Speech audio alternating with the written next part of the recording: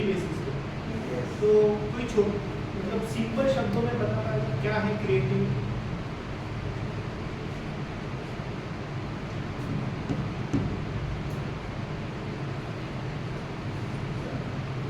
कुछ अलग सोचना जो दूसरे ना सोचता है।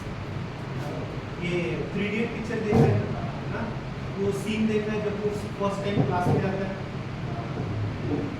ओके, क्या बोलता है वो टीचर को? सिंपल शब्दों में। क्या है क्रिएटिविटी? सिंपल शब्दों, बहुत आसान। क्या है क्रिएटिविटी?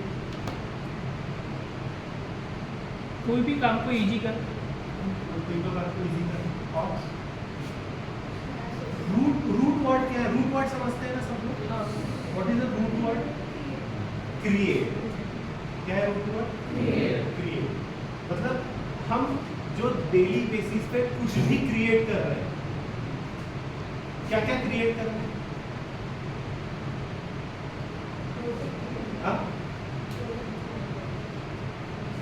डेली बेसिस पे।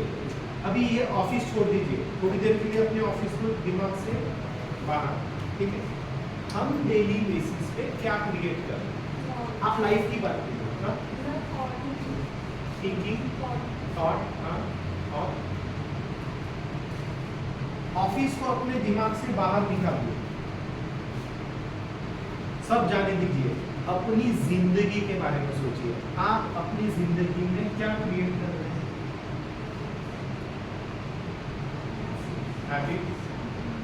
बेसिक रूट 3 इडियट याद कीजिए।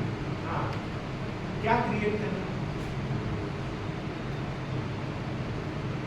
डेली लाइफ में? अच्छा, सुबह उठे, हाँ, क्या शेड्यूल है? ब्रश किया, हाँ, ठीक है, तो ब्रश कर लिया, बेदिंग कर लिया, इसका मतलब आप क्या कर रहे हैं? क्या? What is that you are creating? अच्छा ठीक है, ब्रश बात हो गया, उसके बाद खाना बनाते हैं। खाना बनाना is a process of creating, ठीक है? अब बताइए क्या क्या क्रिएट कर रहे हैं? खाना, हाँ? वो हो गया, फूड हम लोगों ने पकड़ लिया। और हाँ, इसका मतलब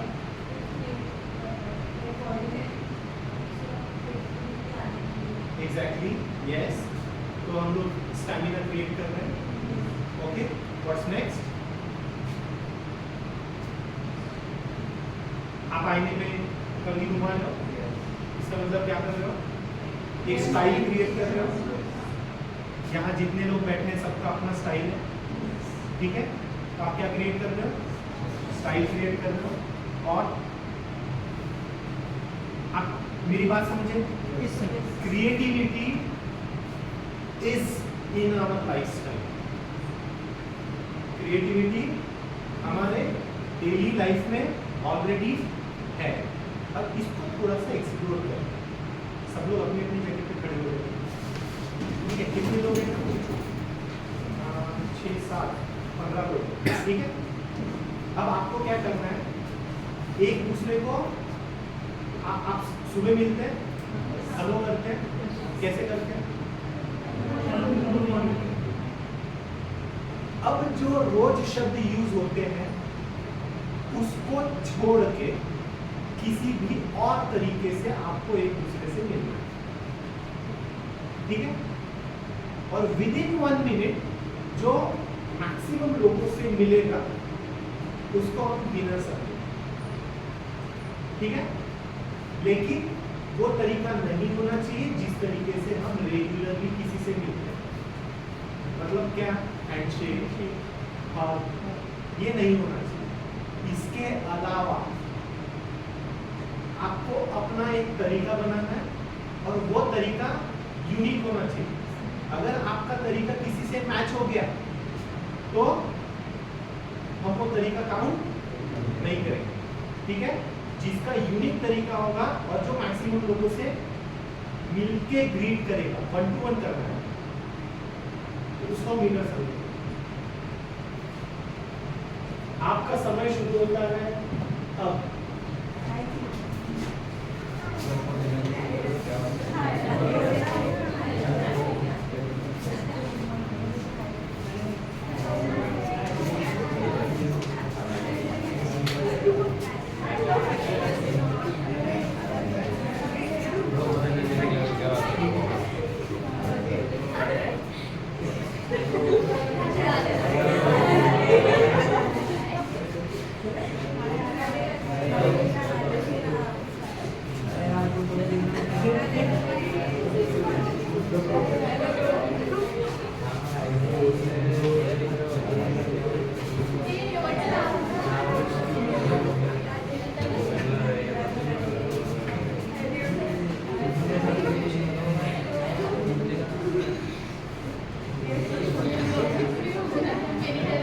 ओके ओके, अपने अपनी जगह पे आ जाइए।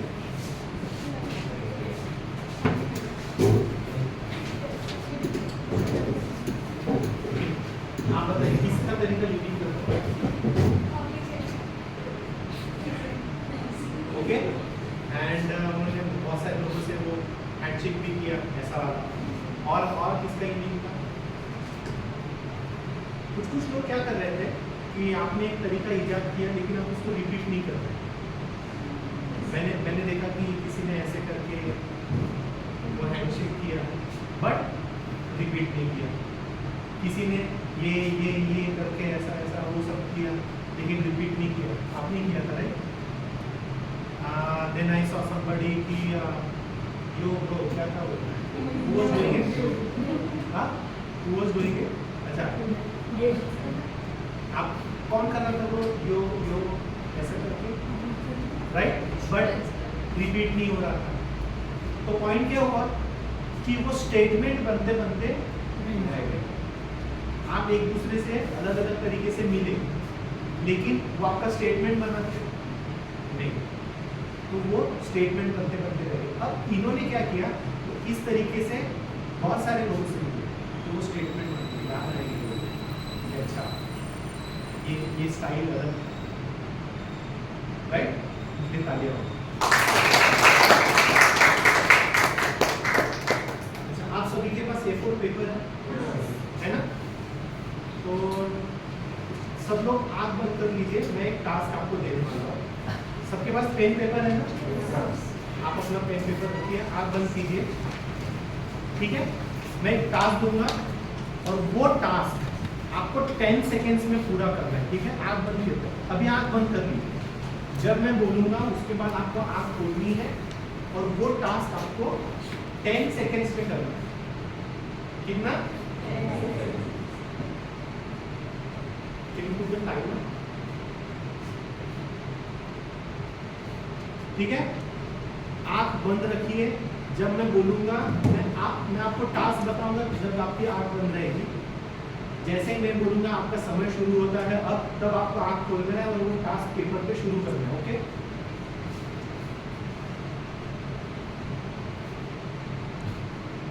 सब लोग रेडी है? एवरीबडी इन पीस, शांति से। Okay,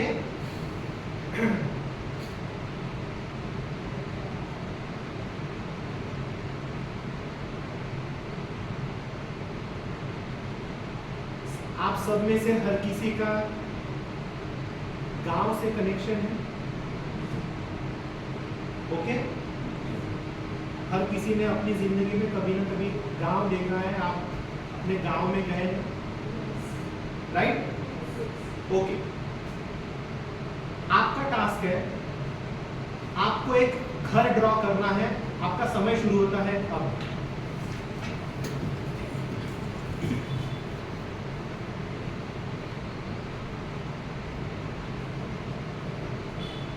okay, done done done, time up time up time up time up.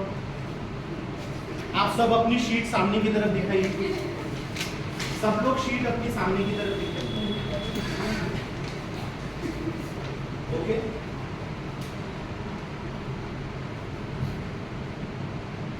Okay okay,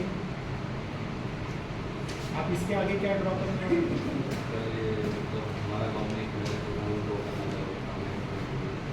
ठीक है, हम आपको एक्स्ट्रा समय देते हैं, आप ड्रॉ कीजिए। हाँ, आपका सर शीट सर ला आप इसके आगे और कुछ ड्रॉ करने वाले थे? आपको एक्स्ट्रा समय मिलता है, आप ड्रॉ कीजिए, बाकी किसी को नहीं मिल रहा है, ठीक है? नहीं, आँख बंद करके कैसे करेंगे?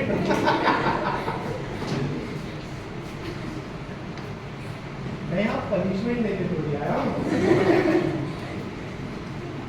बस आप सब लोग अपने अप्रिशिएट कर लीजिए। हाँ, ओके डन, ओके दिखाइए, ओके ओके डन। सर आपका नाम? प्रतीक। इनके आप प्लीज सामने जाएंगे, अपनी शीट देखो। आप सभी को दिखाइए। What is different in his sheet which is not there in anybody of your sheet? हाँ? अपने सर ने झोपड़ी इमेजिन की है। आप बैठ गए, थैंक यू सो मच, इनके लिए तालियां बजाएं। क्या मैंने आपको बोला था कि झोपड़ी डिजाइन करो? क्या आप में से कोई ऐसा है कि जो बहुत पैसे कमाने के बाद झोपड़ी में रखे रहना चाहता है? कोई है ऐसा कि आपकी दिली ख्वाहिश है, बहुत पैसा कमाऊंगा, इतना पैसा कमाऊंगा कि एक झोपड़ी बनाऊंगा, उसमें रहूंगा? मैंने क्या बोला था? घर बनाना है। जब मैंने बोला कि आपका टास्क है, उसके बाद मैंने बोला घर बनाना। क्या बोला? घर बनाना। अच्छा, जब मैंने बोला आपका टास्क ये है, उसके पहले मैंने आपके गांव के बारे में पूछा, बट गांव आपके टास्क का पार्ट था, लेकिन फिर भी आपने क्यों इमेजिन किया? हाँ, उसी के बारे में सोच रहे थे। तो ये तो ट्रिक होती रहेगी, है ना? आप मॉल में भी जाओगे तो मॉल में तो बोर्ड लगा हुआ रहेगा 50% ऑफ बाय टुडे, है ना? या फिर एक सेंटेंस ही लिखा रहेगा कि आपने ये जो चीज खरीदी है ये आप कब पहनोगे, कौन से ओकेशन में? मतलब वो पहले से अज्यूम करके चल रहा है कि जो यहाँ से गुजरेगा वो तो यहाँ से कुछ ना कुछ खरीदने वाला है। तो हम उस ट्रैप में फंस जाते हैं, लेकिन वो ट्रैप एक्चुअल है क्या? नहीं। तो जब हम क्रिएटिविटी की बात करते हैं, तो क्रिएटिविटी में हमको ये ध्यान में रखना चाहिए कि हम कैसे सोच रहे हैं, कहाँ से हम अपनी सोच की शुरुआत कर रहे हैं।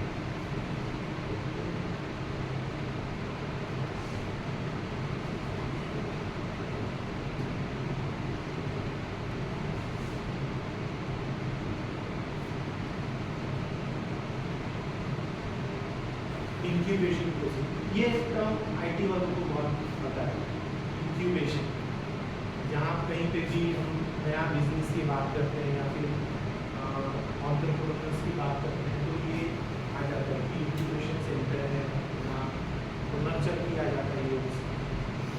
लेकिन अगर हम इसकी रूट पे जाए, what is incubation in terms of mind?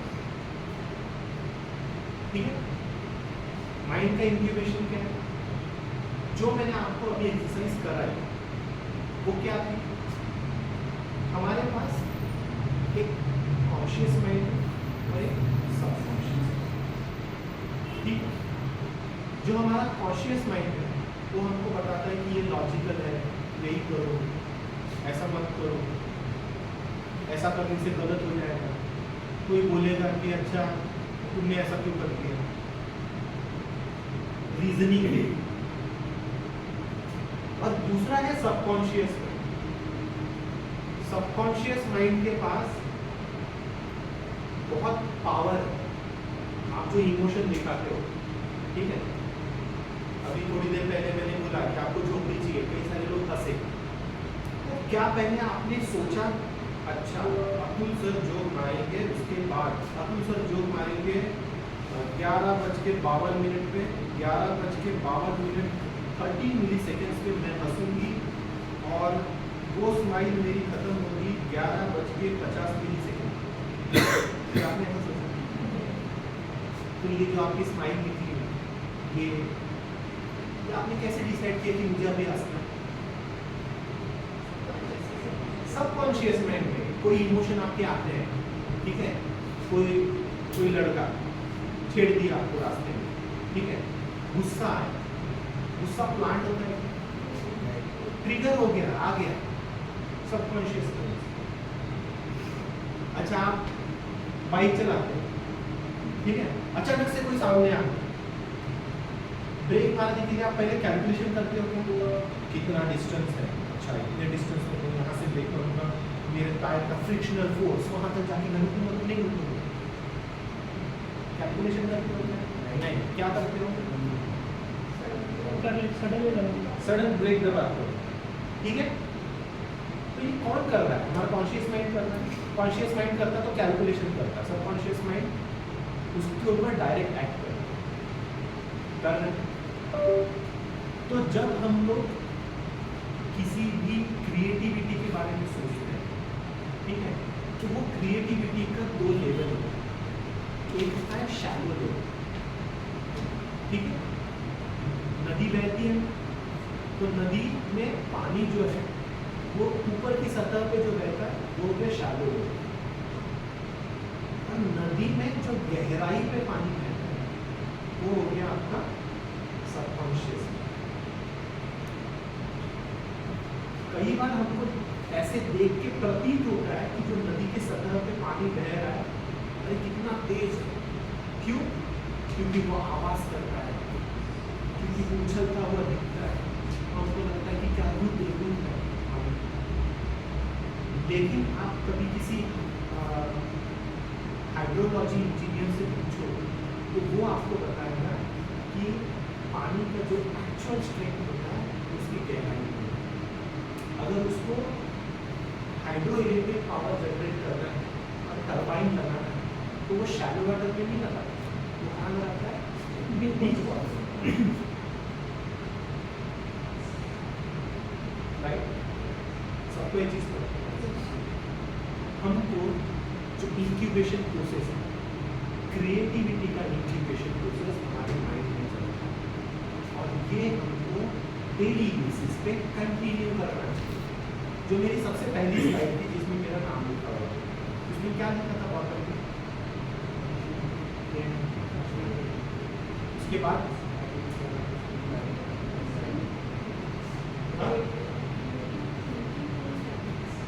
Creativity के नए हैबिट्स क्या लिखा था?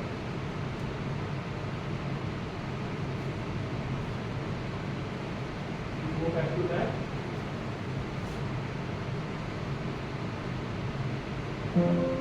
क्या लिखा हुआ? So it's not an habit, it is a habit. जब आप डेली बेसिस पे अपने दिमाग को इंक्यूबेशन के लिए ट्रेन करेंगे कि क्या मैं जो कर रहा हूँ वो मैं डर की वजह से कर रहा हूँ या क्रिएटिव होने के लिए कर रहा हूँ, ये कब होगा? आपको थोड़ी देर आंख बंद करके सोचना पड़ेगा कि अच्छा ठीक है मैं ऐसा कर लेता हूँ, ऐसा कर लेता हूँ। आप कभी सोचोगे कि मुझे ऐसा प्रोजेक्ट आएगा, मुझे से कोई एक क्लाइंट आएगा। दो टाइप के क्लाइंट होते हैं, ठीक है, जैसे मैं आर्किटेक्ट हूँ, I give you examples of my field, है ना। मेरे पास दो टाइप के क्लाइंट आते हैं। पहला क्लाइंट, उसके पास बजट फिक्स होता है, वो बोलता है सर मुझे घर चाहिए लेकिन मेरे जेब में 25 लाख, मैं उसके ऊपर एक पैसा खर्च नहीं करूँगा। आप अभी से प्लान करो, आप 20 का बजट रखो, वो बाद में बढ़ते बढ़ते 25 के ऊपर नहीं जाना चाहिए क्योंकि 25 मेरी लिमिट है, ठीक है। अब उसने मुझे घर का साइज बताया नहीं, अब उसने बताया था मुझे कितने बेडरूम चाहिए नहीं, अब उसके पास एक प्लॉट है और उसके पास बजट। वो प्लॉट और बजट देख के मुझे अपना डिजाइन बनाना। ये हो गया क्लाइंट नंबर 1। क्लाइंट नंबर 2, वो आया, अतुल ये लाइन में जितने घर देखना है उसमें से मेरा घर अलग दिखना चाहिए।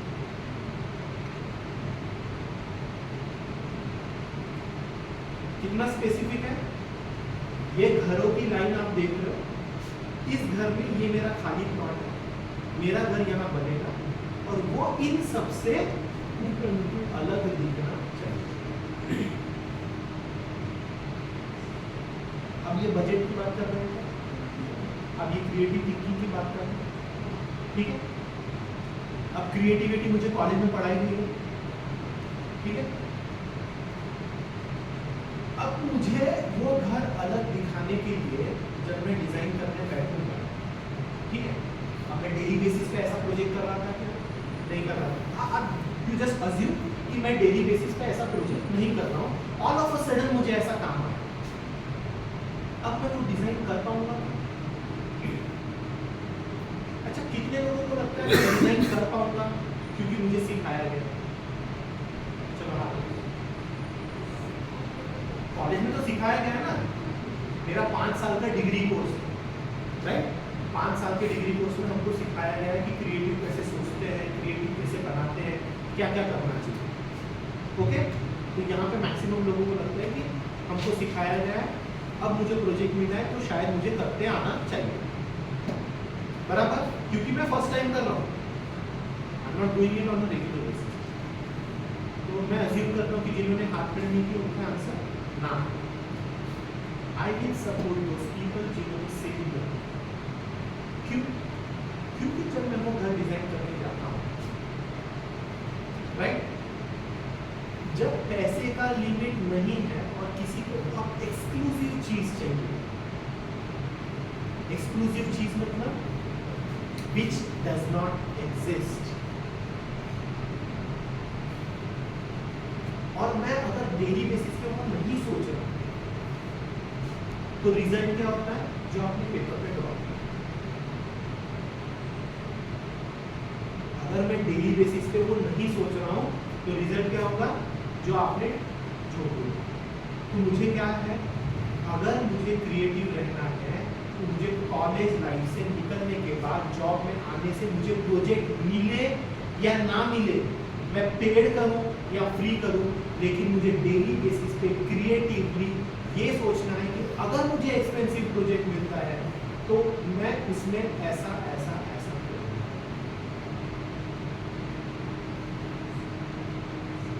मेरी वाइफ पीछे बैठी है, आज फर्स्ट टाइम मेरे ट्रेनिंग में जब मेरी शादी हुई तो उन्होंने मुझसे पूछा कि उन्होंने अपना रिक्वायरमेंट बताया कि मुझे खुद का घर चाहिए, and that is my dream कि मैं अपनी फैमिली का खुद का घर चाहता हूँ। फिर उन्होंने मुझसे पूछा कि आपके हिसाब से मतलब आप क्या चाहते हैं, आपका ड्रीम है? मैंने उसको बताया मैं एक बहुत ही सुंदर घर जो शायद इस सिटी के हिसाब से कंप्लीटली अलग हो, इतना सुंदर हो, उसके फीचर्स डिटेल्स इतने एक्सट्रीम हो कि कोई भी न्यूज़पेपर वाला या मैगजीन वाला बोले कि मैं इस घर को डॉक्यूमेंट करना चाहता हूँ, आपके घर को पब्लिश करना चाहता हूँ, और उसके बाद वो मेरा डिजाइन, वो मेरा डॉक्यूमेंट वो पब्लिश हो गया। पब्लिश होने के बाद अलग अलग जगह लोग उसकी चर्चा करें, और जब ऐसा होगा तब मैं वो जो घर है उसको बेच दूंगा। दैट इज माय शॉप हो, ऐसा कोई मतलब घर बनाया, पब्लिसिटी दी, अंत में क्या करता हूँ,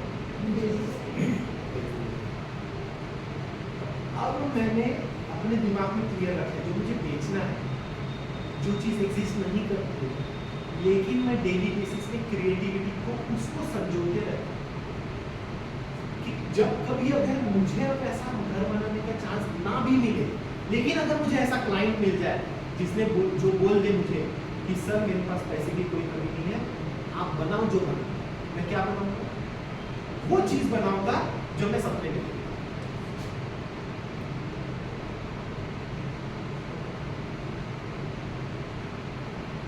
क्लियर हुआ? It's a habit. वो जो मेरे सपने का घर है वो 10 साल पहले अलग था, अभी अलग। अभी जो टेक्नोलॉजी है वो उसके साथ मेरे दिमाग में अपग्रेड हो रहा है, और शायद कभी ऐसा समय ही नहीं आएगा कि वो एंड हो जाएगा, क्योंकि मैंने अपने दिमाग में रखा है कि मैं बेच दूंगा, इसका मतलब मुझे फिर से पता। So it's a cycle. What is it? Creativity क्या है?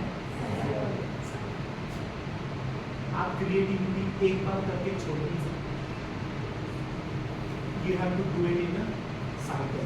आपको अगर कोई वेबसाइट का काम मिला, आपको इस ऑफिस में कोई क्रिएटिव डिजाइन करने का काम मिला, आपने बहुत उम्दा तरीके से किया,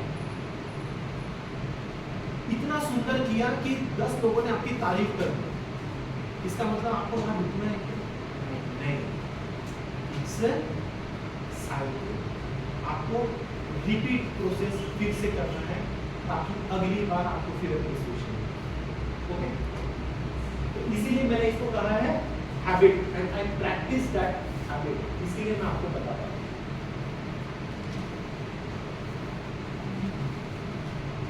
अब मैं इसको कैसे प्रैक्टिस करता हूं? जैसे कोई क्लाइंट मेरे पास आए प्रॉब्लम लेकर, ठीक है, तो जब वो प्रॉब्लम लेकर के मेरे पास आया, अब मैं उस प्रॉब्लम को कैसे प्रैक्टिस करता हूँ? बताने से अच्छा करके देखता हूँ। ओके, एक काम करते हैं, 4-4 लोगों की टीम बना लेते हैं। आप 4 लोग एक टीम, ठीक है, तो पीछे के 4 लोग एक टीम, यहाँ से 4 लोग एक टीम, ठीक है, आप 4 लोग एक टीम। ओके, आप अपने अपने टीम में से एक व्यक्ति को सामने भेजिए, वो यहाँ से एक चिट उठा करके लिखिएगा।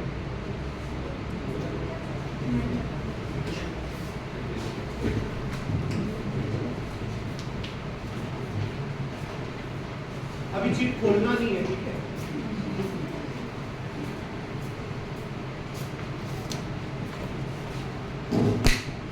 ओके, अब पहले आप अपने ग्रुप में डिस्कस करेंगे। आप पहले टास्क समझ लीजिए, आप अपने ग्रुप में डिस्कस करेंगे, आपको उसका सॉल्यूशन खोजना है, ठीक है, और जिनको सॉल्यूशन मिल जाए सिर्फ उन्हीं ग्रुप को हम लोग यहाँ पे सामने बुलाएंगे। डन? Okay, start.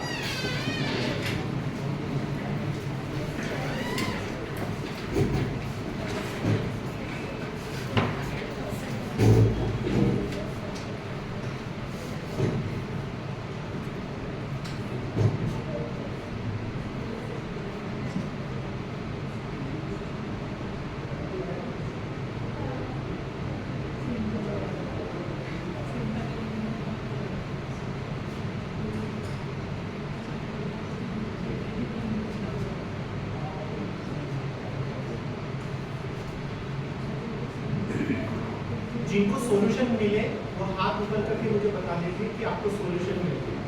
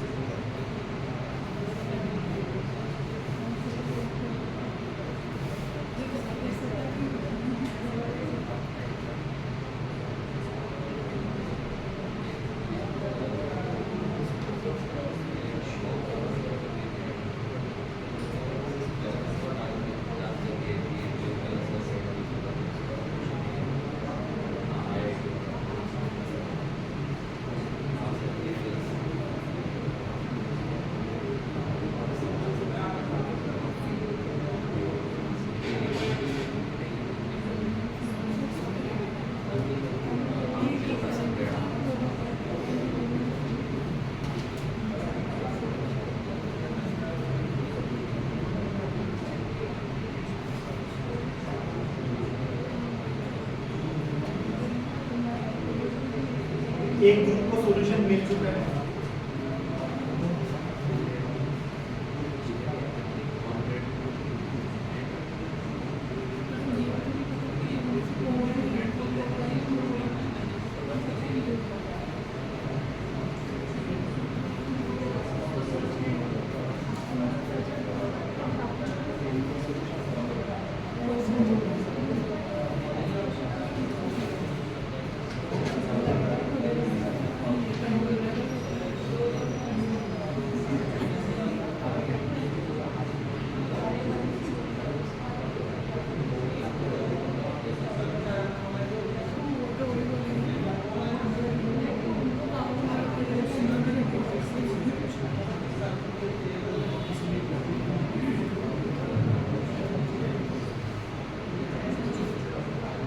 ठीक है, तो बाकी लोगों के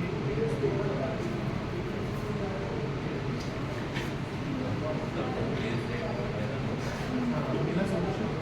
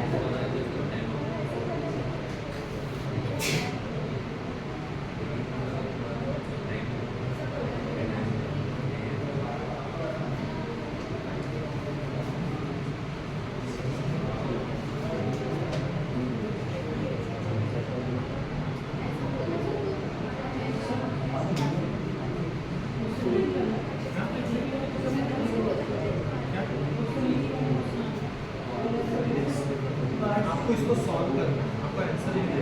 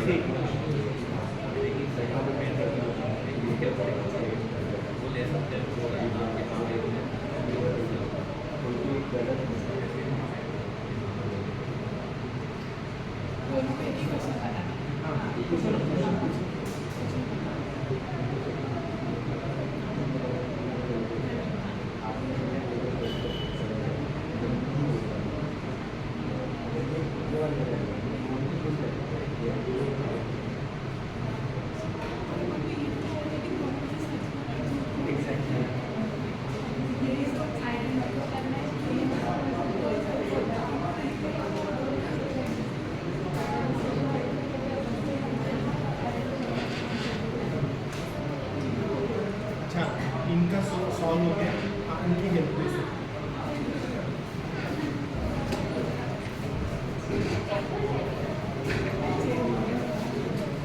एक काम कीजिए, 3 लोग हैं ना, ये टीम ज्वाइन कीजिए। उनको हेल्प कीजिए सॉल्व।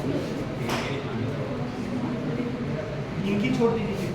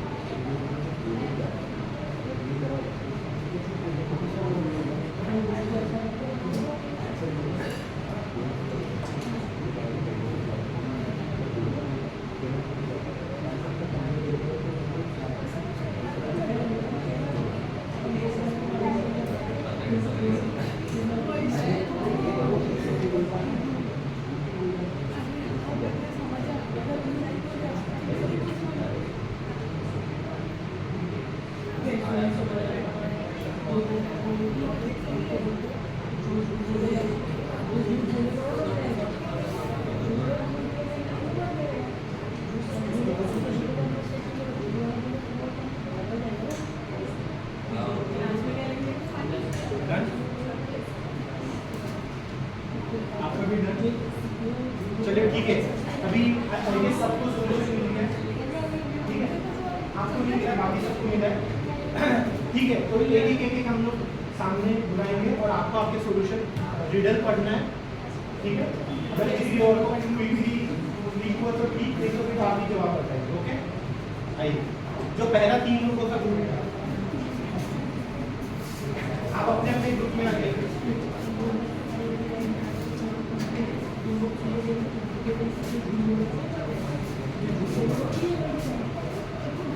ओके डन, अपने अपने ग्रुप में आ जाइए।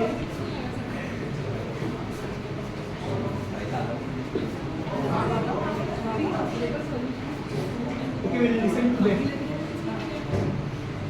Hills and blind man.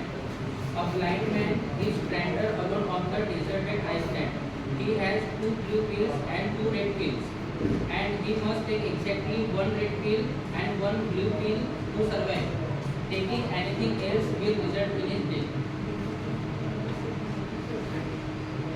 आपको सवाल समझा?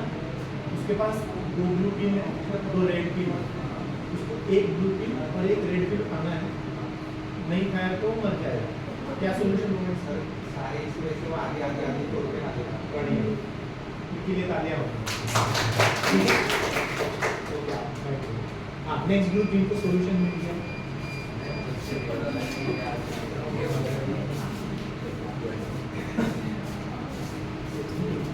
ये सबसे इजी था, इसलिए तो मैंने उनको सबसे पहले बोला। अब जो है थोड़ी डिफिकल्ट था। Heaven and hell. You were standing in front of 2 doors, one leading to hell and the other to heaven. There are 2 parts.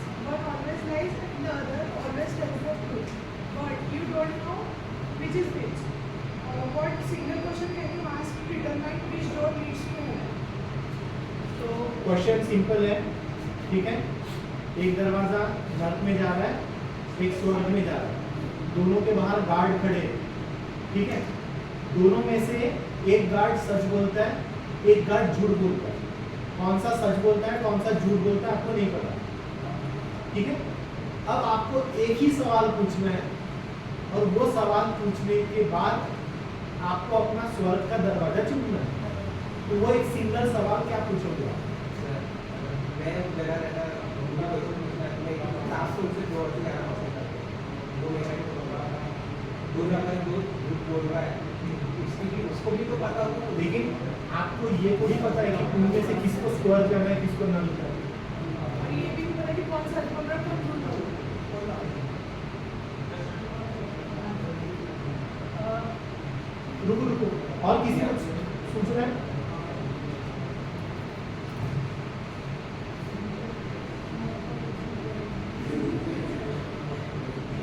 किसी को सूचना है? नहीं?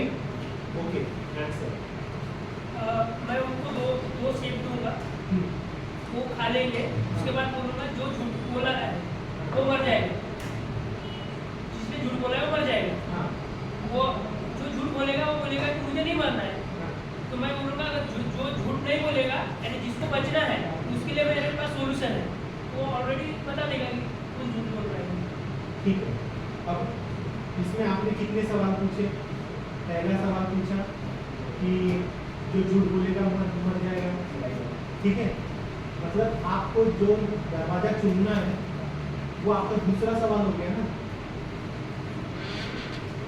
जो आपको दरवाजा चुनना है वो सवाल नंबर कितना हो गया? तो आप सवाल कितने पूछ सकते हो?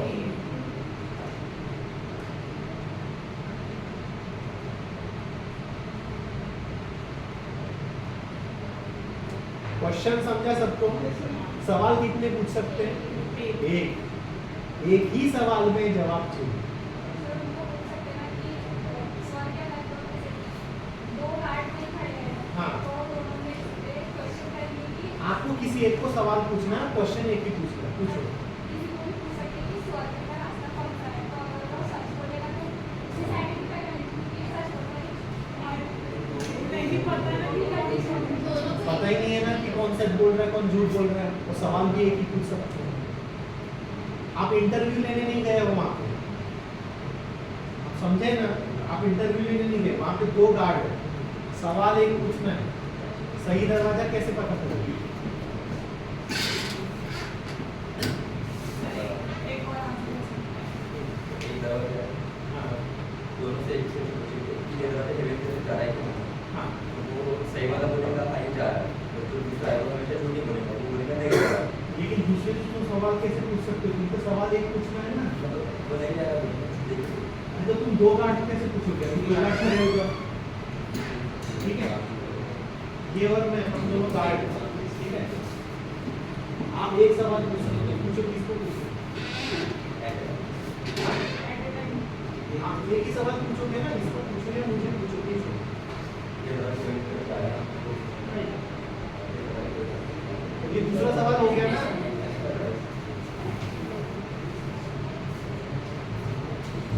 अब दो सवाल पूछ सकते हो क्या? नहीं। सवाल कितने पूछने हैं? एक। जवाब उसी में चाहिए।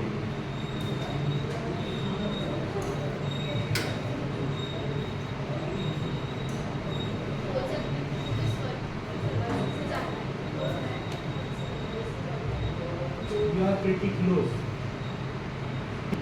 मुझे स्वर की तरफ जाना है, हाँ, तो जो एक पे बोले अगर झूठ बोल रहा होगा तो कोई बोलेगा यहाँ से मत चल, तो झूठ बोल यहाँ से मत चल। आप सवाल लिख करके मुझे पढ़ के बताओ, आप समझाओ मत मुझे। सी, मैं समझना नहीं चाह रहा हूँ, मैं गार्ड हूँ। आप सवाल पूछो और वो सवाल का जो भी जवाब रहेगा आपको आपका जवाब मिल जाना चाहिए। हाँ, बोलिए। दूसरा मैं पूछ सकते हो कि आप मेरे साथ स्वर्ग चलोगे क्या? अगर ये बोलूँगा तो बिल्कुल बोलो, आप बोलेंगे या नहीं बोलेंगे? हाँ, तो जिस गार्ड को पूछूंगा अगर वो बोलेगा नहीं, हाँ, आप मुझे पूछो। हाँ हाँ, आप मेरे साथ स्वर्ग चलोगे? हाँ, ठीक, आपको लेके चला जाऊंगा क्योंकि वो जो गार्ड है हाँ। उस अब आपको कैसे पता मैं सच बोल रहा हूँ कि झूठ बोल रहा हूँ? आपको कैसे पता कि मैं सच बोल रहा हूँ कि झूठ बोल रहा हूँ? अगर वो नरक वाला है हाँ। तो वो बोलेगा नहीं, हाँ ठीक है। अगर वो स्वर्ग वाला रहेगा तो वो बोलेगा हाँ, क्योंकि स्वर्ग वाला तो बोलेगा नहीं कि नर्क जाना है करके। लेकिन मैं किसी भी दरवाजे के सामने खड़ा रहा हूँ, तुमने सवाल क्या पूछा? आपको स्वर्ग जाना है क्या? मेरे साथ स्वर्ग हाँ, जाना है। आपके साथ स्वर्ग जाना है। हाँ ना, मुझे आपके साथ स्वर्ग जाना है, लेकिन मेरे दरवाजे से जाना है कि बाजू वाले के दरवाजे से जाना है, ये कैसे ये डिसाइड? कैसे पता? और वो सच बोल रहे कि झूठ बोल रहे, ये कैसे पता? एग्जैक्टली। मैं तो बोल दूंगा हाँ, लेकिन मेरे हाँ में हाँ है या मेरे हाँ में ना है, कैसे पता? मेरा हाँ हाँ भी हो सकता है, मेरा हाँ ना भी हो सकता है।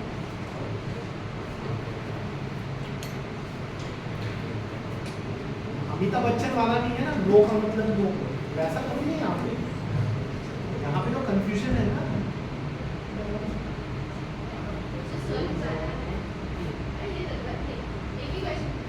हाँ, आपने लिखा के जो आपने मुझसे पूछा। The one thing I love about you is you were writing since your first class. You took a pen paper. I love those people who pen paper लेके खाते हैं। ठीक है। चलो इसको थोड़ा मेथडोलॉजी दिया, ठीक है? आप इधर इस साइड हमारे पास प्रॉब्लम है, ठीक है? हम पहले रायता फैलाएंगे, फिर रायता समेटेंगे। ओके? सॉल्यूशन क्रिएटिव थिंकिंग का method, this is how I implemented in my life, ठीक है? हर किसी का अलग मेथड हो सकता है, that will see at the end of this presentation. Okay, कि कैसे अलग अलग लोगों का अलग अलग स्टाइल हो सकता है, वो हम इस प्रेजेंटेशन के एंड में देखेंगे। आप किसी को बुक तो नहीं लगेंगे क्योंकि खाने का समय। You want to listen to me? Okay, तो this is my method, the way I do it. Okay, मेरा मेथड कैसा है? प्रॉब्लम आया, अब मैं क्या करूंगा? रायता फैलाऊंगा, उसके बाद मैं रायता समेटूंगा। ओके, रायता कैसे फैलाऊंगा? अब मेरे पास प्रॉब्लम क्या है कि मैं सवाल एक ही पूछ सकता हूँ, ठीक है? और उसके condition, I start writing down condition, ठीक है? What is the first condition? There are two doors, ठीक है? There is a two door. अब आप एक लूप बनाइए, हम लोग उस तरफ टर्न हो जाएंगे।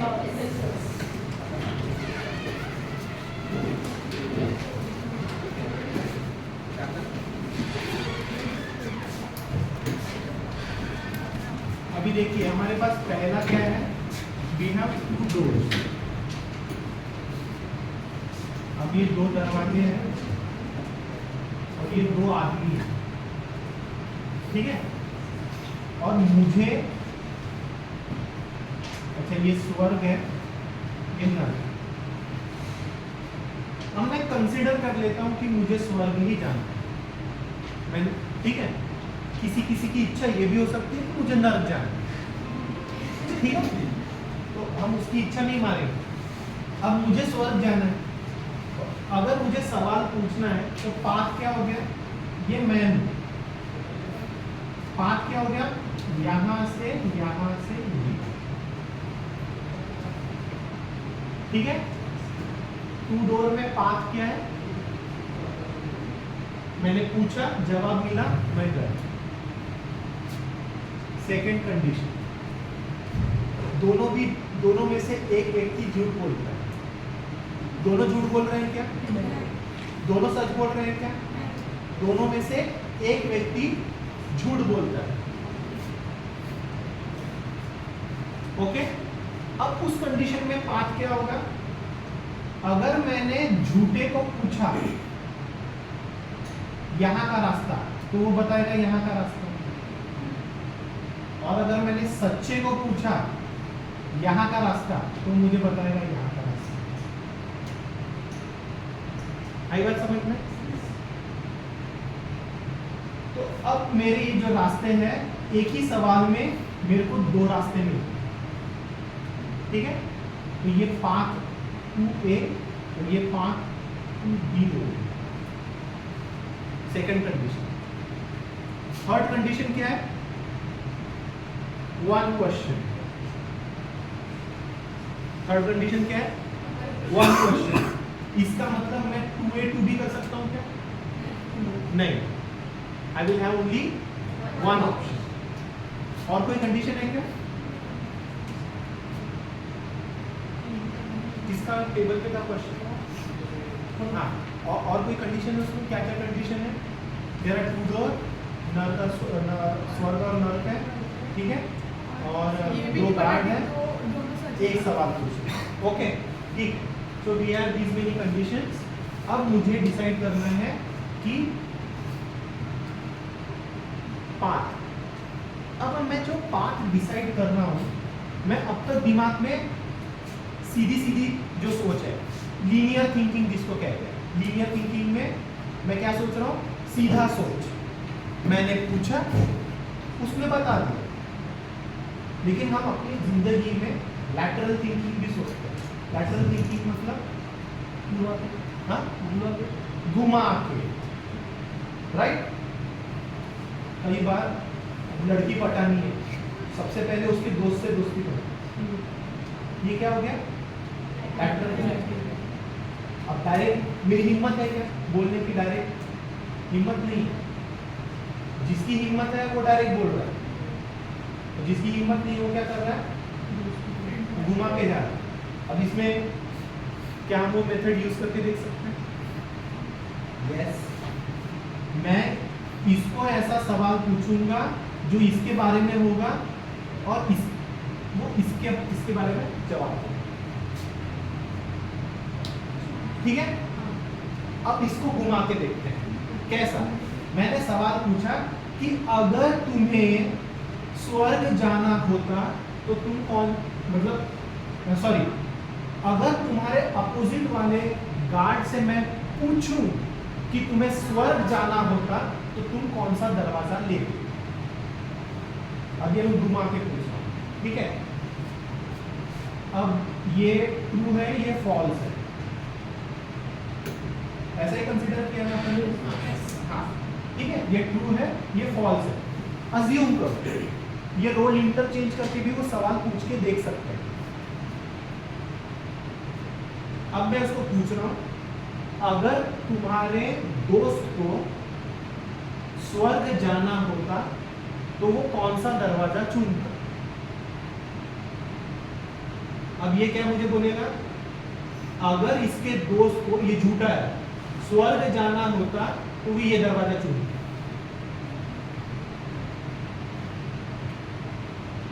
अब यही सवाल मैंने इससे पूछा, अगर तुम्हारे दोस्त को स्वर्ग जाना होता तो वो कौन सा दरवाजा चुनता है? अब ये सच्चा दरवाजा बोलेगा क्या? नहीं, वो झूठा ही बोलेगा क्योंकि ये तो फॉल्स है।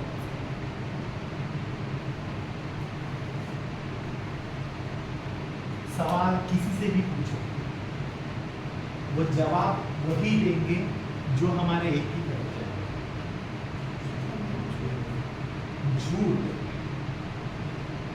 आप सच्चे को पहले पूछो, वो झूठे को पूछेगा, जवाब मिलेगा झूठ।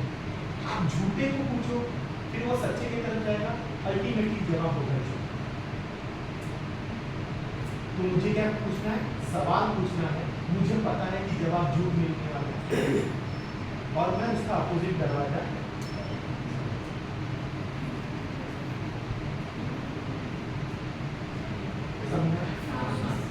आपने फैलाया, फिर okay done. Go to the third rule. कौन है थर्ड रूल?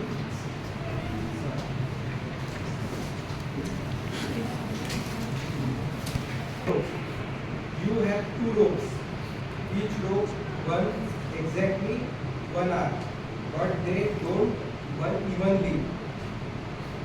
जो ब्रैकेट में कंडीशन है, one half might burn faster than other. How do you measure 45 minutes using this rope? दो रोप है,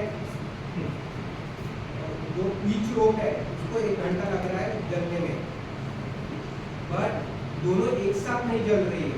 एक जैसी नहीं जल रही है, हाँ, ठीक है। एक जैसी- कोई रोप, अच्छा पूरी जो रोप है वो भी एक जैसी नहीं जल रही है। पूरी रोप में कुछ एक पार्ट जल्दी जल्दी जलेगा, कुछ एक पार्ट धीमे धीमे जलेगा, ठीक है। और वो दोनों भी रोप एक जैसी नहीं है। मतलब ऐसा हो सकता है कि कोई रोप पहले आधी जल्दी जल जाए, दूसरी आधी देर से जले, ठीक है। अब ये दोनों रोप अगर जला के छोड़ देंगे तो ये 1 घंटे में पूरी जलती है। वो कम ज़्यादा कैसे भी जले, लेकिन एक बार जला के छोड़ने के बाद पूरी रोप 1 घंटे में पूरी जलती है। आपको 45 मिनट्स मेजर करना है, ठीक। 45 मिनट्स आप कैसे मेजर करें? हाँ? नहीं है ना टाइमर, ये भी टाइमर है। रोप से नहीं करता। रोप से मेजर करना है, उसको जला के। हाँ। कंडीशन वही है कि वो एक जैसी नहीं जलती। दूसरी कंडीशन है कि दोनों रोप एक जैसी नहीं है, ठीक है। और तीसरी कंडीशन है कि हमको 45 मिनट मेजर करना है। और चौथी कंडीशन मतलब पूरी रोप जो है वो 1 घंटे में जल जाती है। वो अनइवन जले लेकिन 1 घंटे में पूरी जलती है।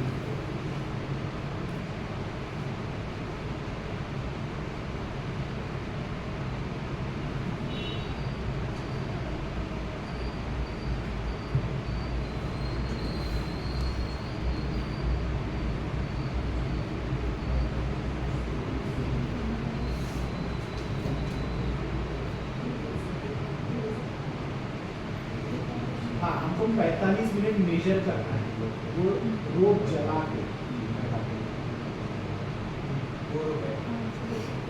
अच्छा, अगर किसी को नहीं मिलना, आप तीनों में सोल्यूशन हो जाए, है ना।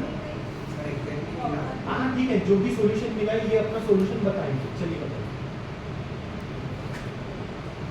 दो रोप का हमने 2 कंडीशन आई थी हमारे पास। दोनों कंडीशन आपको बताएं। जो 2 रोप थी, कि पहली कंडीशन थी कि हो सकता है कि दोनों रोप का साइज सेम ना हो, एक काफ़ी बड़ी हो और एक उसकी आधी हो। ये कि वो जो बड़ी वाली है वो हाफ एन आवर या पूरा ले ले हाफ एन आवर चलने के लिए, और जो छोटी है वो 15 मिनट में चल जाए। ये हमारी पहली कंडीशन थी, इस हिसाब से हमने सोचा था।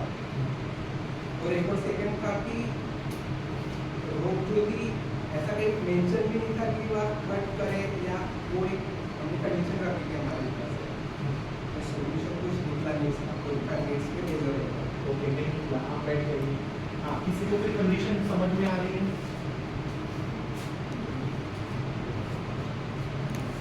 कैसा मेजर करेंगे?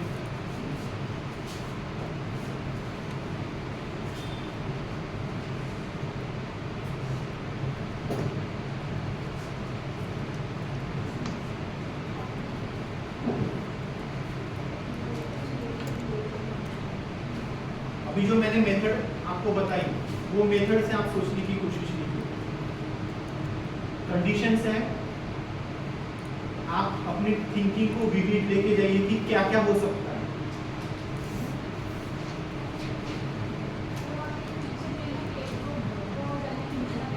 एक घंटा, एक रोप को जलने में 1 घंटा लगेगा। अभी 2 रोप है, मैंने दोनों को आजू बाजू में जला के छोड़ भी दिया ना, 1 घंटे में दोनों रोप पूरी जल जाएगी।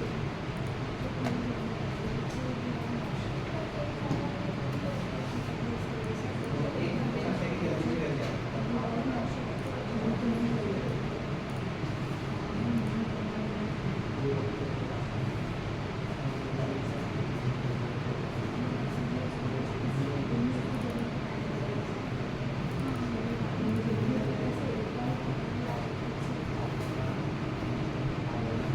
सब लोग देखिए, अगेन ओवर मेथड, ये एक रोप है, ठीक है, ये दूसरी रोप,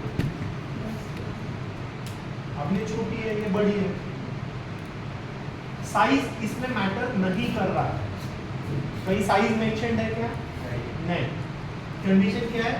इसको यहाँ से आग लगाई तो ये यहाँ तक 1 घंटे में चलती है, इसको यहाँ लगाई ये 1 घंटे में चलती है। ओके, अभी स्ट्रेट थिंकिंग से अगर हमको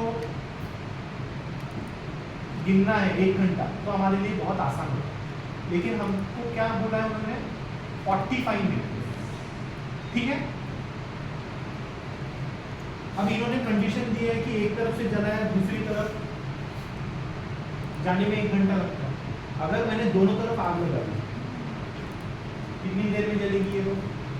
30 minute. I have a tool to count 30 minutes. Easy? दोनों तरफ से आग लगा दी तो मैं 30 मिनट गिन सकता हूँ। अब मुझे बताओ कि 15 मिनट कैसे गिनेंगे?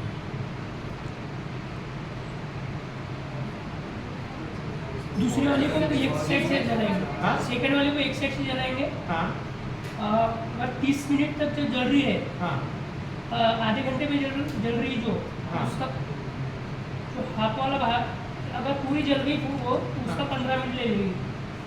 उसको फोल्ड कर देंगे सर। सर उसको फोल्ड 20 फोल्ड कर देंगे सेकंड रोप को क्या फोल्ड कर देंगे फिर? फिर दोनों तरफ से आग जला देंगे। मतलब ये रोप को मैंने फोल्ड कर दिया ऐसा, अब क्या किया? अब दोनों तरफ से आग जला देंगे। यहाँ से और यहाँ से भी। हाँ। तो यहाँ से कैसे बीच में से आग लगाओगे? अभी अपने को ये थोड़ी पता है कि ये फास्ट जलता है या ये फास्ट जलता है, कौन सा धीमे जलता है, कौन सा फास्ट जलता है। हमने बोला ना रोप जो है एक जैसी जल रही है, क्या इवनली नहीं जल रही है ना, अनइवनली जल रही है। तो आपको कैसे पता चलेगा कि सेंटर में आग लगानी है? ये जो छोटी वाली है ना, इसको दोनों साइड से आग लगाने के बाद वो 30 मिनट में जलती है। हाँ तो सबसे पहले ये तो पता है कि 1 आवर में वो पूरी जल जाएगी। हाँ, ठीक है, तो सबसे पहले उसको हाफ कट करेंगे। लेकिन हाफ कट करने के बाद हमको कैसे पता कि जो हाफ कट का ऊपर वाला पार्ट या नीचे वाला पार्ट कौन सा जल्दी जलने वाला है, कौन सा धीमे जलने वाला है?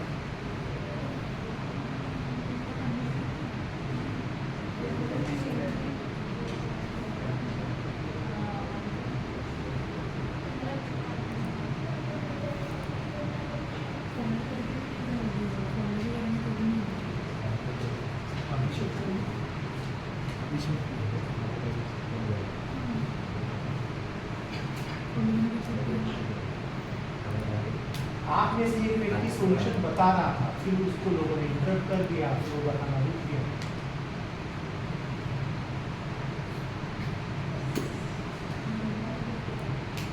सॉल्यूशन से इतना नजदीक है ऐसे।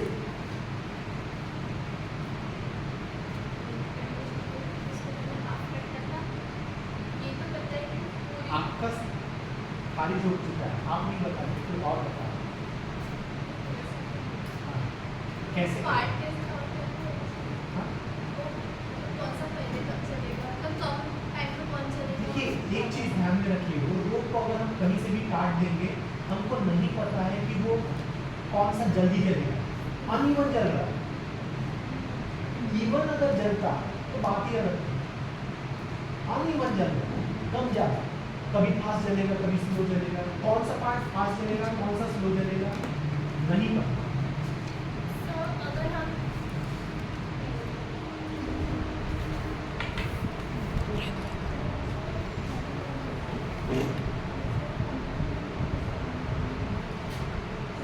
ओके ठीक है, मैं ही बोल देता हूँ कि कौन सही जवाब दे रहा था। सर आप भी सही जवाब दे रहे थे, आप सब जवाब बताइए। हाँ, आप क्या जवाब बोल रहे सर मैंने बोला था हाँ कि जो दूसरी वाली रोप है हाँ उसको जो एक साइड से जलाएंगे तो अगर पूरी वाली जो रोप जल जाएगी हाँ। उसका वो काउंट कर लेंगे कि जितनी ये रोप जली है हाँ। उसका वो 15 मिनट निकल जाएगा। ऐसे। नहीं समझ में आया, फिर से बोर्ड पे बताइए। सर ये जो रोप है हाँ, ये दो रोप है, एक रोप है, दो रोप है। ये वाली इधर से जला दिया, इधर से जब ये जो पूरी जल जाएगी इसको भी हमने यहाँ से जला दिया, ये पूरी जल जाएगी। मतलब शुरुआत में ही हमने इसको भी जलाया, इसको भी जलाया, इसको भी जला। अगर इसके इसमें ये जो जल गई पूरी, हाँ। ये जहाँ तक जलेगी हाँ। उसका वो 15 मिनट निकल जाएगा। कैसे? ये हाफ आवर में हो गया, हाँ और ये 50 मिनट लगेगा, 30 मिनट।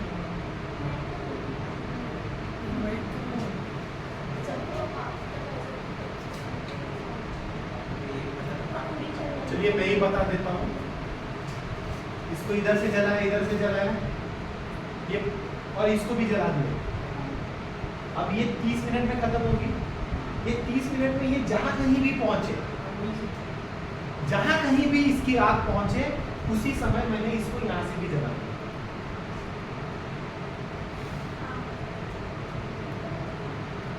ठीक है। जब दूसरी, अब पहले इसको दोनों तरफ से आग थी, आधे घंटे बाद इस रूप में भी दोनों तरफ से आग हो जाएगी, तो ये 15 मिनट में खत्म हो जाएगा। आई बात समझ में? हाँ, अभी तुम आप प्रोसेस में आ रहे हो, बहुत बढ़िया, इनके लिए तालियां हो। ठीक है, लास्ट ग्रुप।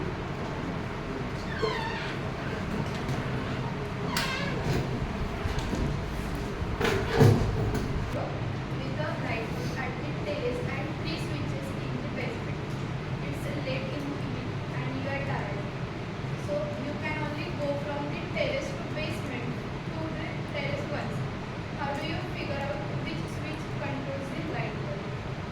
मतलब ठीक है कि बहुत आसान है, ये व्हील्स में बहुत चलता है। बालू गरम होगा नहीं, हाँ। टेरेस है, टेरेस है, टेरेस पे बल्ब है और नीचे स्विचेस है, तो एक ही बार, हाँ 3 स्विचेस है, तो टेरेस से एक ही बार आ सकते हैं नीचे बेसमेंट में, और जो 3 स्विचेस है उसमें से कौन सा जो बटन है वो टेरेस की लाइट की है वो फाइंड आउट करना है।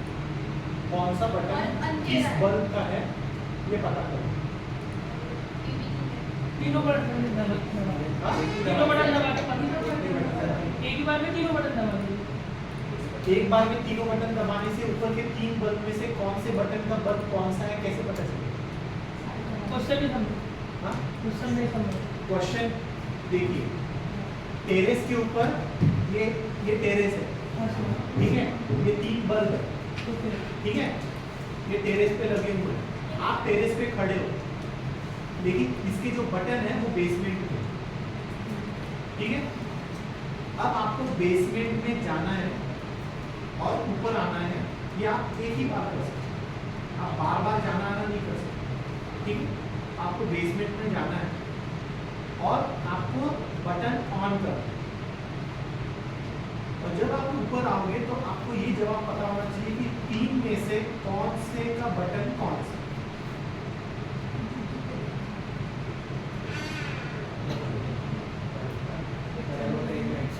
हाँ?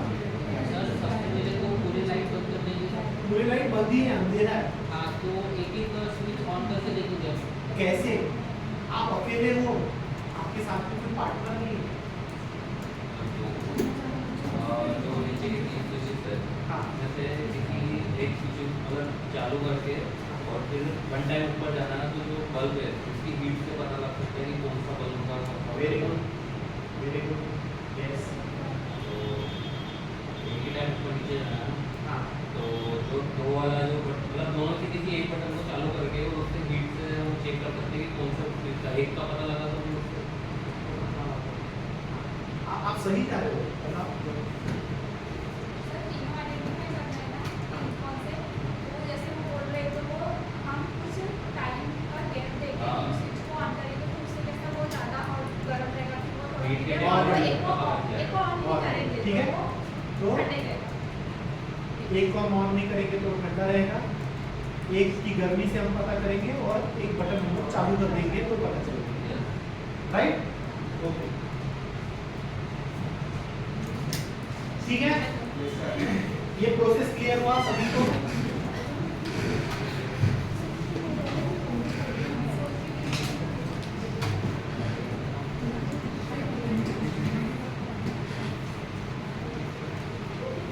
आपको समझ में आया कि अगर हमको किसी प्रॉब्लम के बारे में सोचना है, तो हमारे पास जब प्रॉब्लम आता है, आप उसके मैक्सिमम फैक्टर्स के बारे में लिखो, उस मैक्सिमम फैक्टर्स के साथ कौन सी कैरेक्टरिस्टिक्स लिंक है, आप उसके बारे में सोचो। तो आपको क्या क्रॉस करने के, आप जितने कैरेक्टरिस्टिक्स के बारे में सोचोगे उतना आपको क्रॉस करने के लिए ज़्यादा ऑप्शंस बनेंगे आपके पास, और जब आप क्रॉस करोगे तब जाकर के जो आपको बेस्ट सॉल्यूशन लगेगा वो आपका solution. My teacher used to say the best design is the last option. The best design is the last option. That means you have tried all the other options. When you are sitting with the client, if client says, "Sir, ऐसा नहीं, ऐसा कर लेते," उसके बोलने से पहले आपने अपने दिमाग में वो ऑप्शन के बारे में सोचा हुआ जरूरी होना, मतलब सोचा हुआ होना चाहिए, तभी आप उसके ऑप्शन को खारिज कर सकते हैं। अगर आपने वो क्लाइंट से पहले नहीं सोचा है तो आप स्पीचलेस हो जाओगे, you won't be having an answer. आपके पास आंसर कब होगा? जब जो ऑप्शन क्लाइंट बोल रहा है वो ऑप्शन आपने खुद खारिज किया है और वो खारिज करने का कारण आपको पता है, राइट? आप ये प्रोसेस को जितना रिपीट करेंगे, मतलब आप एम्पैथाइज करेंगे, उसको डिफाइन करेंगे, डिफाइन करने के बाद आइडिएट करेंगे, मतलब दिमाग में सोचेंगे कि अच्छा इसका ये होगा, फिर उसका एक प्रोटोटाइप करेंगे, प्रोटोटाइप के बाद टेस्ट करेंगे, और टेस्ट करने के बाद अगर आपको लगा कि नहीं ये टेस्ट फेल हो रहा है, मतलब खारिज, आप ये टेस्ट के बाद वापस यहाँ पे रिपीट, राइट? तो जब आप आखिरी ऐसे ऑप्शन पे पहुंचेंगे जिस ऑप्शन को आप खुद खारिज नहीं कर पा रहे, तो वही ऑप्शन आपको क्लाइंट को देगा,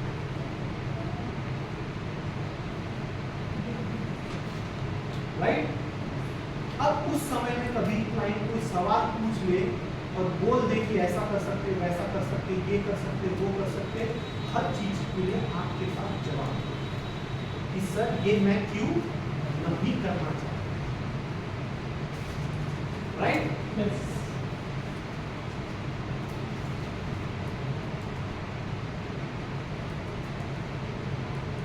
अब जो मैंने आपको एक मेथड बताया, दिस इज अनदर मेथड। अब हर किसी का मेथड एक जैसा नहीं हो सकता, राइट? मैंने सबसे पहले आपको बताया मेरा मेथड, रायता फैला, लिंक्स लगा, सॉल्यूशन फैला। फिर हमने सेकंड मेथड देखा कि जिसमें स्टेप वाइज जाओ, कि प्रॉब्लम आइडेंटिफाई करो, डिटेल्स दो, उसके बाद उसको आइडिएट करो, मतलब दिमाग में बनाओ, प्रोटोटाइप बनाओ, टेस्ट करो, फेल होता है तो रिपीट करो। अब ये उन लोगों को ज़्यादा जरूरी होता है सेकंड मेथड, जो इमेजिन नहीं कर पाते। पहला मेथड उन लोगों के लिए बहुत अच्छा है कि जो दिमाग में पिक्चर देख पाते, राइट? अब ये तीसरा मेथड, इस मेथड में हम लोग क्या करते हैं? इस मेथड में हम लोग इमेजिन करते हैं सिचुएशन, ठीक है? जैसे मैं यहाँ खड़ा हूँ और मैं इमेजिन कर रहा हूँ मेरे ऊपर एक हैट रखी हुई है, वो हैट किस चीज़ की है? फैक्ट्स एंड इंफॉर्मेशन, ठीक है? अब इस मेथड में हम लोग क्या करते हैं? एक अज्यूम करते हैं कि ये सॉल्यूशन है।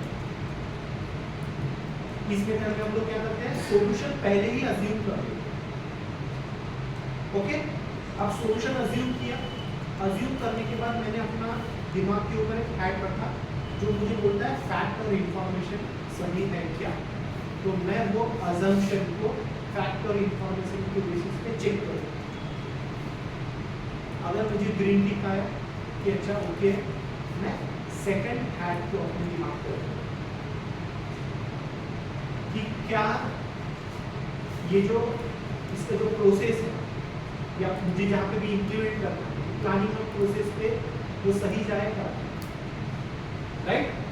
फिर मैं नेक्स्ट हैट रखूँगा कि क्या ये जो मैं सॉल्यूशन दे रहा हूँ ये क्रिएटिव और इनोवेटिव है। तो ये हर सवाल मैं अपने आप से पूछूंगा और सिक्स्थ हैट जो है क्रिटिकल जजमेंट, तब मैं फाइनलाइज करूँगा।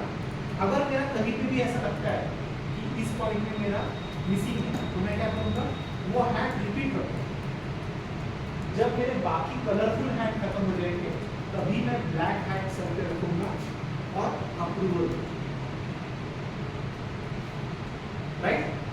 तो जो लोग बहुत ज़्यादा स्टडीड होते हैं, मतलब हर चीज के बारे में डिटेल में पढ़ते हैं, ये उनकी मेथड है। वो अपने लाइफ में कभी गलत नहीं होना चाहते। आमिर खान के बारे में आप सभी को पता है कि वो क्या करता है, मूवी बनाता है। मूवी बनाने के बाद जो अनजान लोग हैं उनके साथ वो मूवी का पहले रिव्यू करता है। अभी तक रिलीज एडिट कुछ हुआ नहीं, रिलीज नहीं हुआ, रिलीज का डेट भी नहीं आया, फिर भी वो क्या कर रहा है, मूवी उसके हिसाब से बन के खत्म हुई। अब उसने 10 लोगों को मूवी दिखाई। अब उन्होंने बोला कि अरे नहीं, यहाँ तो हमको हंसी नहीं है, यहाँ हमको इमोशन फील नहीं हुआ। वो देख के गए, उन्होंने लिख के बता दिया। अब वो उस मूवी के स्टोरी को, स्क्रीन प्ले को रीराइट करता है। उनको ही मजा नहीं आया तो बाकी को कैसे आए, वो रीराइट करता है, फिर से शूट करता है, फिर से मूवी बना रहा है, फिर से किसी को दिखा रहा है। वो ये तब तक कर रहा है जब तक उसको ऐसा नहीं लगता कि ओके मैं ब्लैक हैट पहन सकता हूं। अगर किसी भी हैट में फेल हो रहा है वो उसको रिपीट करता है तब तक जब तक उसको ये नहीं लगता मैं ब्लैक हैट पहन सकता हूँ। जिस दिन उसको ऐसा लगता है कि okay this movie is good to go, अब सिर्फ एडिट, म्यूजिक, करेक्शन इतना ही काम बाकी है, उस समय में वो रिलीज डेट होता है या उसका प्रमोशन शुरू होता है। Now he has lot of stories to tell. अब वो अलग अलग इंटरव्यूज में जाएगा, लोगों को बताएगा मैंने ऐसा किया, मजा नहीं आ रहा था, उसको चेंज किया। तो before you go to movie, through various interviews आपको उस मूवी की स्टोरी बताओ, ये कैसे बनी, मूवी के अंदर क्या है वो नहीं पता, ये कैसे बनी उसकी स्टोरी आपको पता चले। अब जब ऐसे मेथड से आप क्लाइंट के भी पास जाते हो, आपने कोई प्रोजेक्ट बनाया, वेबसाइट बनाया, anything, you design the software और समथिंग। अब आप जब क्लाइंट के पास जाओगे, ठीक है, अगर वो कोई भी सवाल पूछेगा, उस सवाल का जवाब आपको पता होगा क्योंकि किसी और ने आपसे वो सवाल उससे पहले पूछ लिया, right? Again the method is, जो प्रीवियस मेथड था उसमें सवाल हम किससे पूछ रहे थे, खुद से। इस मेथड में हम सवाल किससे पूछ रहे हैं, किसी और से। Okay,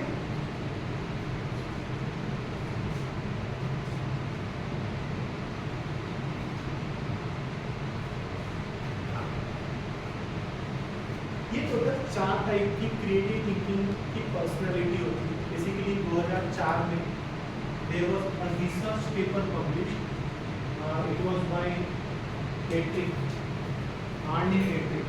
He is an American scientist, तो साइकोलॉजिस्ट है, एंड NLP करके एक प्रोग्राम होता है, न्यूरो लिंग्विस्टिक प्रोग्राम, तो वो उसमें मास्टर्स कर चुका है, तो वो रिसर्चर है, साइंटिस्ट है, बिजी साइंटिस्ट। उन्होंने ये एक मेथड से समझने की कोशिश की कि पूरी दुनिया में जो लोग होते हैं जो क्रिएटिवली सोचते हैं, वो 4 अलग टाइप के लोग हैं, ठीक है? Deliberate, spontaneous, cognitive, emotion. अभी जो पहला पार्ट है उसमें जो आपको दिख रहा है डेलिब्रेट एंड कॉग्निटिव, जो ऊपर कॉग्निटिव और इमोशनल हमने लिखा है वो माइंड स्टेट से रिलेटेड है। हमने शुरुआत में देखा कि आपका कॉन्शियस और सबकॉन्शियस माइंड कैसे काम करता है, ठीक है? और जो लेफ्ट साइड में आपको दिख रहा है दैट इज एफर्ट्स। एफर्ट्स मतलब मैंने आपको पहले स्लाइड में दिखाया था, क्या लिखा था, क्रिएटिव थिंकिंग क्या है, इट्स अ हैबिट। हैबिट का मतलब क्या है, कोई चीज अगर आपकी हैबिट है इसका मतलब क्या, you have given a lot of effort behind it, आपने उसको बहुत बार रिपीट किया है, इतनी बार रिपीट किया कि वो आपकी हैबिट बन गई, राइट? कई सारे लोगों को मतलब हैबिट रहती है कि बात कर रहे हैं होठ खाने लग जा रहे हैं, तो वो क्या होता है, शुरुआत में वो सपोज किसी से बात कर रहे थे, वैसे बात करते करते उन्होंने अपने होठ खाए, उनको ऐसा लगा कि दिस इज अ डिस्ट्रैक्शन। इस डिस्ट्रैक्शन की वजह से जो मैं सामने वाले की बात सुन रहा था तो मुझे तकलीफ नहीं हो रही है। अभी देखो कुछ लोग सामने वाला की आंखों में नहीं देख पाते, उनको अजीब सा लगता है, अनईजी लगता है, नर्वसनेस फील होती है, ठीक है। या फिर बहुत डीप डिस्कशन में जब जाते हैं तो माइंड उतना इन्वॉल्व नहीं कर पाता, तो उस समय में जब हमको अनईजी लगता है तो हम क्या करते हैं, we try to create and comfort in your body style by doing something. कुछ लोग पैर हिलाते हैं, राइट, कुछ लोग टैप करते हैं, ठीक है, होठ खाना या फिर बालों में हाथ घुमाते रहते हैं। आप देखोगे कई लोग अभी बैठे हैं सपोज लैपटॉप पे, ठीक है, अब एक प्रॉब्लम आ गई, ही स्टक, समझ में नहीं आया, वो देर गुजर रहा है लेकिन पढ़ कुछ नहीं रहा है, दिमाग में चल रहा है।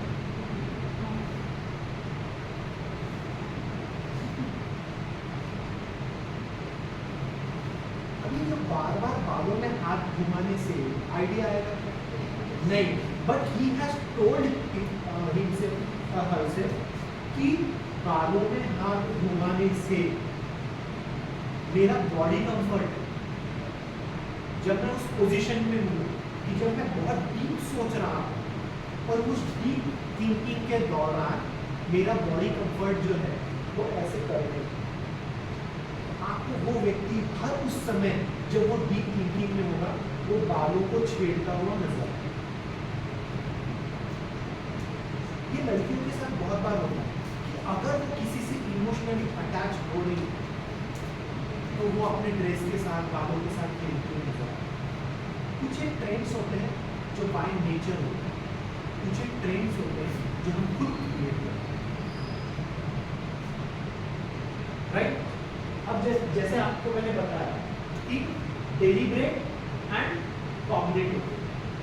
कॉग्निटिव मतलब कॉशियस, बहुत सोच समझ के, बहुत पढ़ के, उसके बारे में डिटेल रिसर्च करके जब हम कोई चीज़ बनाते हैं बहुत एफर्ट्स के साथ, तो वो उसका स्टाइल है, that is cognitive and deliberate. अब जो मैंने आपको एग्जांपल दिया TV Joshi, he is an Indian architect who has won Pritzker Award. Nobel prize पता है आप सबको? हाँ, अच्छा, ये नोबेल प्राइज जो है वो किसी एक व्यक्ति ने शुरू किया, ठीक है, और वो उसको प्राइज मनी देते हैं। वो किसको देते हैं? जो पर्टिकुलर किसी फील्ड में हाईएस्ट लेवल ऑफ वर्क है। उसी तरीके से आर्किटेक्चर का highest level award which is almost equivalent to Nobel is Pritzker. ऐसा नहीं कि हर साल किसी को मिलता है, कई सालों बाद किसी को मिलता है। तो डीवी जोशी वो व्यक्ति है जिन्होंने ब्रिक्स ईंटों को इतने हाईएस्ट लेवल तक एक्सप्लोर किया कि कभी किसी ने सोचा ही नहीं था कि ब्रिक्स के साथ ये सब भी किया जा सकता। ना कभी किसी ने पास्ट में सोचा, ना अभी भी कोई कर रहा।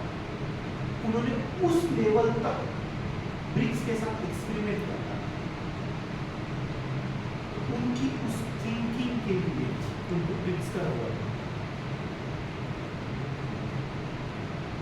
और उनको ये जब उन्होंने उनकी जिंदगी के 55 साल दिए उसके बाद मिला। तो अगर उनको रिकग्नाइज नहीं हुआ तो उन्होंने काम करना बंद कर दिया। अगर हमारी कोई क्रिएटिविटी हम लोग डेली लाइफ पे कर रहे हैं और कोई रिकग्नाइज नहीं कर रहा है तो हमको काम करना बंद कर देना चाहिए।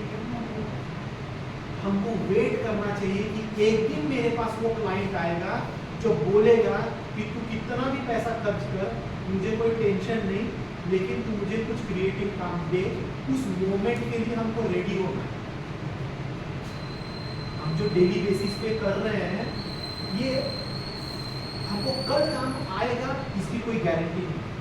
हमको कब काम आएगा? जब हमारे पास वो मौका हो।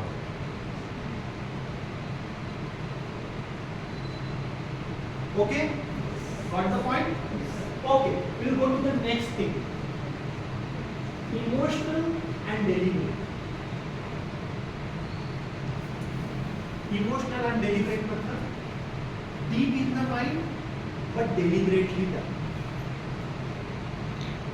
मतलब क्या कि मुझे कोई चीज करनी है,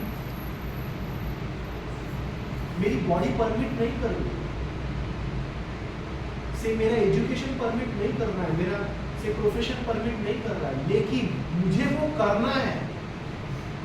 अब मैं वो करके रहूंगा, लेकिन वो एक बार में होगा। अभी मेरा सपोज मेरा पेट निकला हुआ है, जस्ट कंसीडर कि मेरा सब पेट निकला हुआ है, बहुत वजन बढ़ा हुआ है। अब ये जो पेट निकलना, वजन बढ़ना, ये एक दिन में होता है? सालों की मेहनत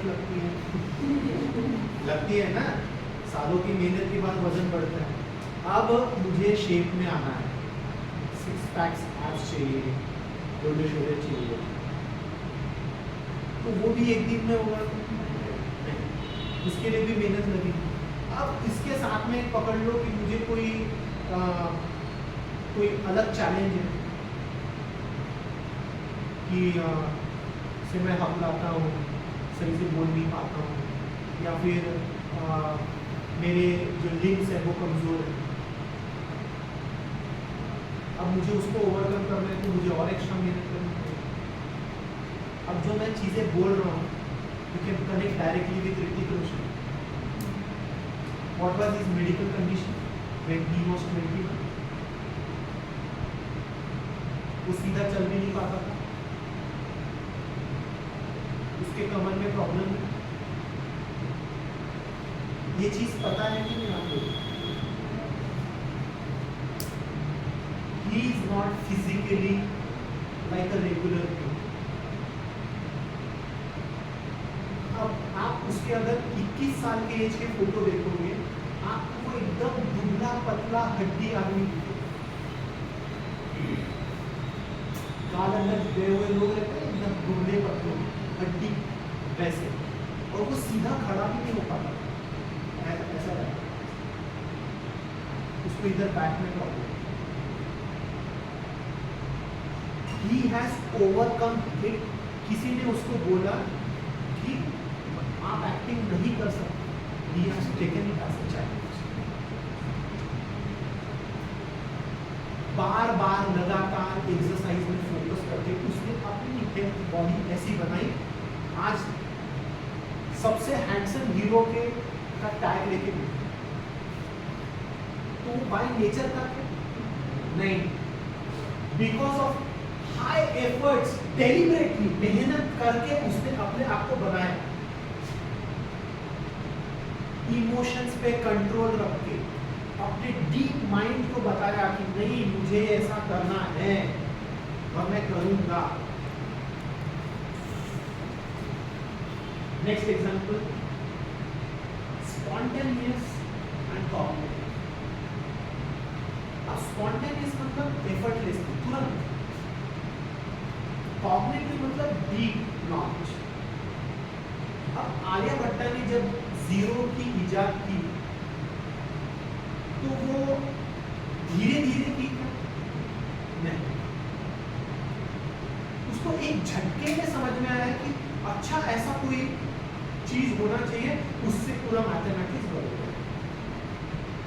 जब उसने जीरो लिखने की शुरुआत की, तो क्या उसने पहले हाफ कर ऐसा, हाफ कर ऐसा, तो बच्चों को सिखाते ना, half round left, half round right, उसने ऐसा कुछ किया होगा? क्योंकि वो सालों से ऐसे किसी प्रोजेक्ट पे काम कर रहा था, उसको सडनली एक दिन क्लिक हुआ कि जीरो वो चीज हो सकती है जो मेरे सारे प्रॉब्लम का एक solution.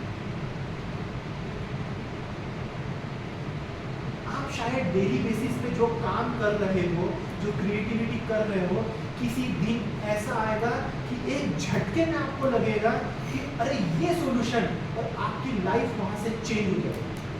You will be hero from zero all of a sudden.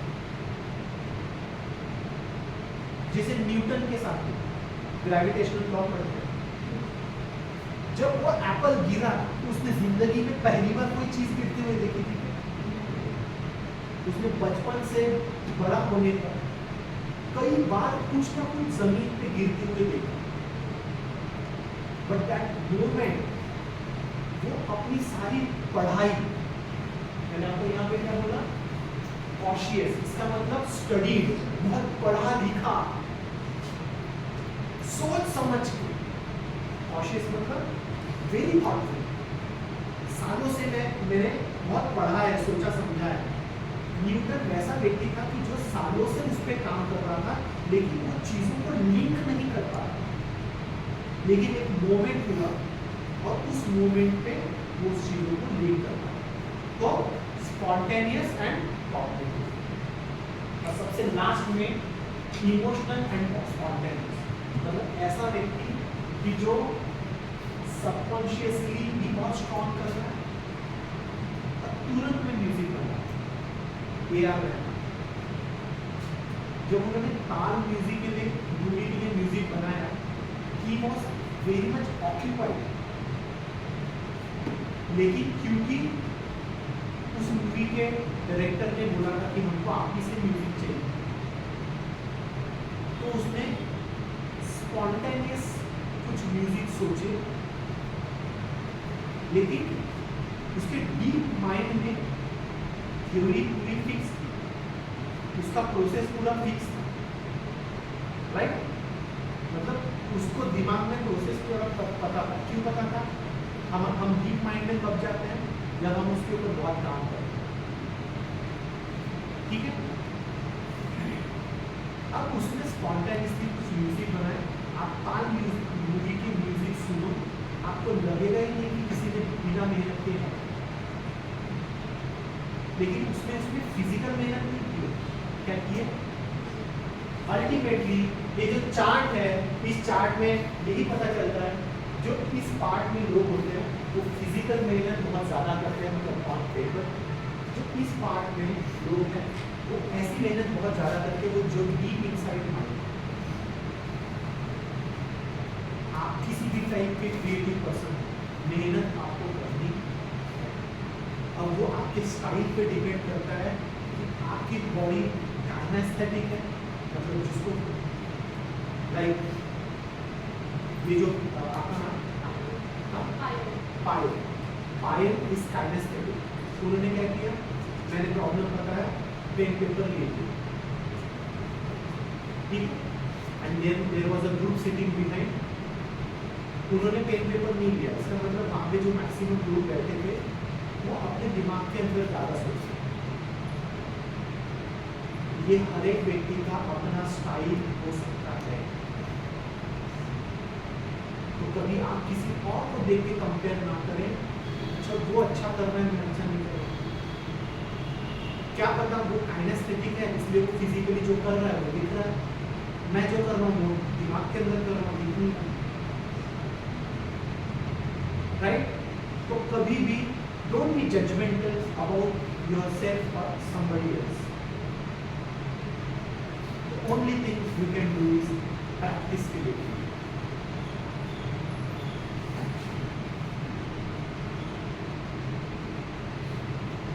और कैसे करोगे प्रैक्टिस आप? डेली लाइफ में हर चीज, आप कुछ भी कर रहे हो, या प्लेइंग, या आप प्राइम करो, लोगों को ड्रॉ करो, पेंट करो, म्यूजिक बनाओ, घर के सामान अरेंज करो, कुक करो, लिखो, कुछ भी करो। आप जहाँ कहीं पे भी हो, अगर आप एक्टिव हो तो आप creative. That's it from me. Thank you so much.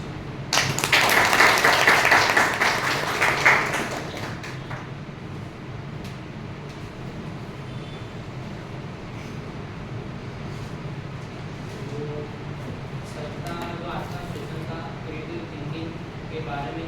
तो सर ने जो भी बताया क्रिएटिव थिंकिंग वो हमारे लाइफ में एक तरह की हैबिट होती है। जिस तरह के हम लोग हमारे माइंड में कॉन्शियस माइंड में जिस तरह से हम ड्राइव करते हैं तो वो हमारे कॉन्शियस माइंड में होता है। तो जो क्रिएटिव थिंकिंग है ये भले ही अभी फिलहाल में हमारी हैबिट ना हो, लेकिन अगर हम उसको रेगुलर तरीके से करते हैं तो वो हमारी हैबिट बन जाती है। तो बहुत सारी चीज़ें सर से सीखने को मिली, पूरा सेशन इंटरेक्टिव था। तो इसलिए I would like to invite any two candidate for the feedback on this.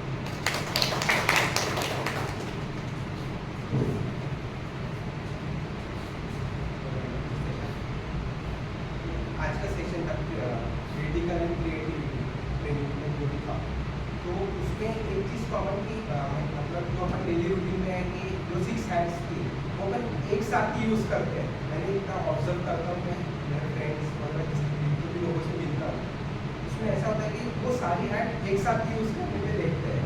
आज वो नया चीज़ का मेरे पर्सनली मुझे वो चीज़ पसंद है कि हर हैंड का एक सिस्टम कलर या उस चीज़ से मैच कर रही है। वो एक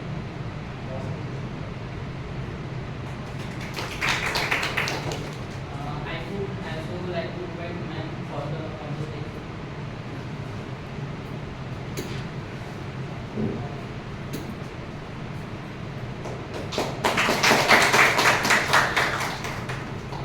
Now I would like to invite the Singleton sir on dais and give 2 words of remarks on this trip.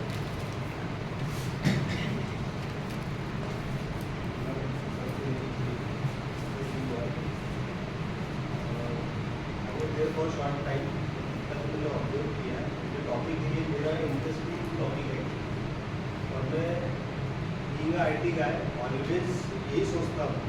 जब मैं नॉर्मल वर्कर था, जॉब कर रहा था, तो मैं सोचता था कि अगर मुझे मैनेजर बनना है या मुझे कोई ऑफिसर बनना है, कोई कंपनी स्टार्ट करनी है, तो एक नॉर्मल पर्सन में और एक मैनेजर में क्या डिफरेंस होता है। आई फाउंड यही होता है, वो क्रिएटिव होता है और क्रिटिकल थिंकर होता है। Then I started working on that. And now I am here. तो सर ने वो सारी चीज़ों को अगेन रिवाइज करवाया एंड मोटिव यही था कि आप सभी लोग सारे डेवलपर्स हैं, आप इस सबको अपनी डेली लाइफ में अप्लाई करें। कहीं ना कहीं आप अप्लाई कर रहे हैं पर आपको नहीं पता, उसको और शार्पन करें, एक बहुत अच्छी पर्सनैलिटी बने एंड बहुत खूब सारा पैसा कमाया। वही अल्टीमेटली हैप्पीनेस बहुत लोगों का उसी पे रहता है एंड बहुत successful. Thank you so much sir, thank you ma'am also, आप आए एंड बहुत अच्छा डिस्कशन।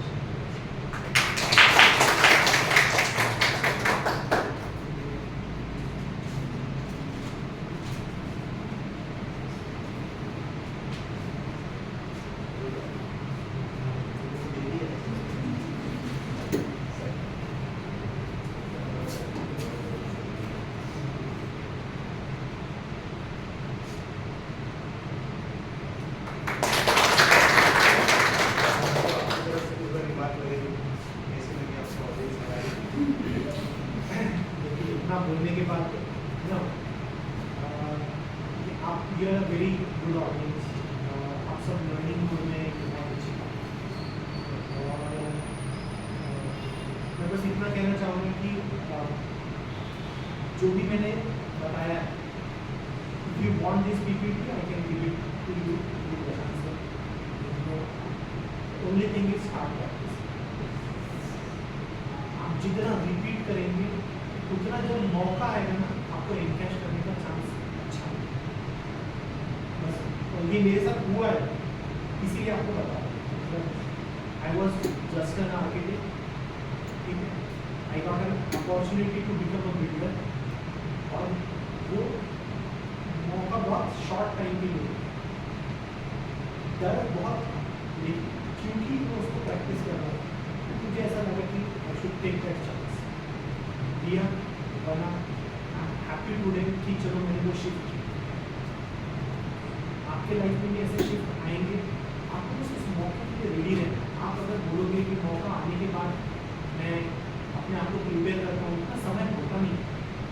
आज की लाइफ इतनी फास्ट है ना कि उतना समय होता नहीं कि आप सोचोगे कि मैं बाद में कर लूँगा, तो मौका आएगा तब शिफ्ट करो, ऐसा होगा नहीं। That's it from us. Last point मैं बोलना चाहूँगा, आप देखिए सर नोटिस कीजिए कि सर आर्किटेक्ट, साथ में builder is good earning also, but also he is the member of AC। Sir ने कहा ना कि लाइफ में बदलाव कहाँ से आता है। मैं कल टीम से बात भी कर रहा था कुछ लोगों के बारे में, वो पहले क्या थे और अभी आज कहाँ क्या बने। सबके बाद लोग ये सोचते हैं हम बने हैं फॉर डेवलपर, हाँ डेवलपर बनना है, पैसा कमाना है, पर एक समय ऐसा आएगा आपको लगेगा मैं क्या कर रहा हूँ, ऐसे लगेगा आपको। ठीक है, आई वॉज ऑल्सो हैप्पी है, मैंने